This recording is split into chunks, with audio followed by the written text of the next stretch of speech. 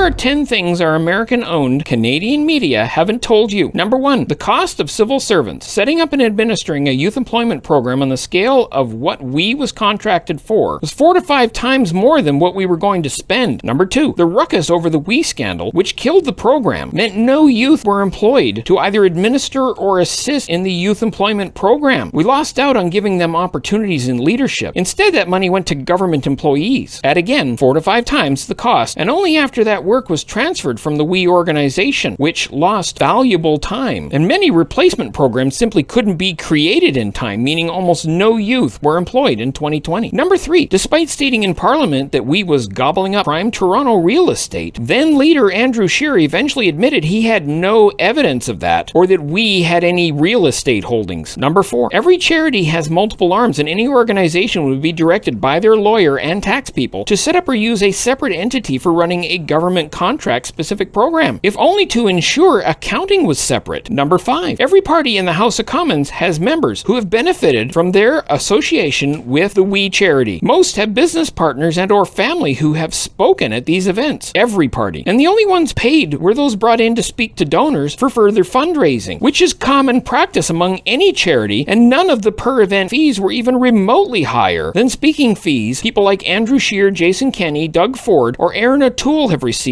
for private functions in the corporate world, and which they regularly use taxpayer-funded transportations to attend. Number 6, our media lives on click-through for revenue. So even if Justin literally walked on water, Canadian media and their opposition allies would scream, "Justin can't swim." Number 7, the ethics rules that Stephen Harper put in were intended to kneecap liberals. None of the more corrupt practices that conservatives still use, such as oil and gas lobbyists, pay-for-play, per-plate fundraisers, were included, because then conservatives couldn't fundraise more per quarter than all other parties combined. No charges, no crimes. Number 8, the ethics commissioner is on record as being a donor to both the federal conservatives and the UPC of Alberta.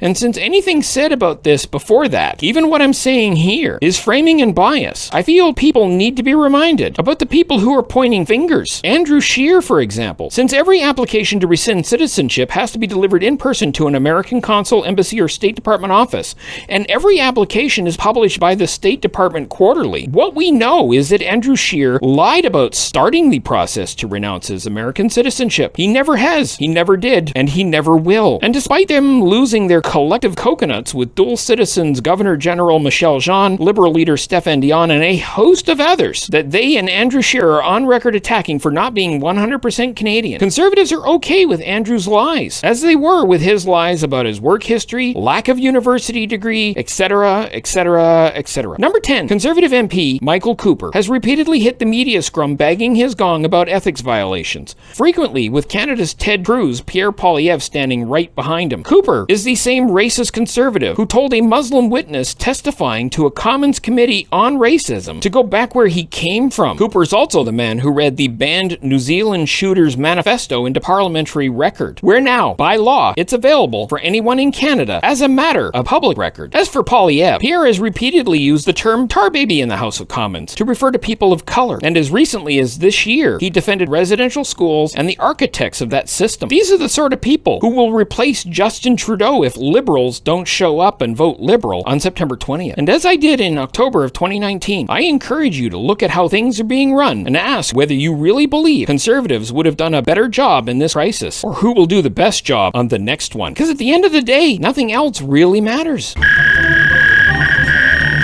On this day in 1945, during World War II, the Japanese Instrument of Surrender was signed by Japan and the major warring powers aboard the battleship USS Missouri in Tokyo Bay. Canada's Colonel Lawrence Moore Cosgrave was the first Allied representative to sign, but owing to blindness in one eye, he placed his signature below the line reserved for Canada, instead signing on the line for the French representative. And thus it continued all the way down the document, each representative forced to sign below their name, and on the space reserved for the next country's dignitary, until New Zealand's rep was forced to sign in the blank space below their name. Where's that historic a minute, huh? Where?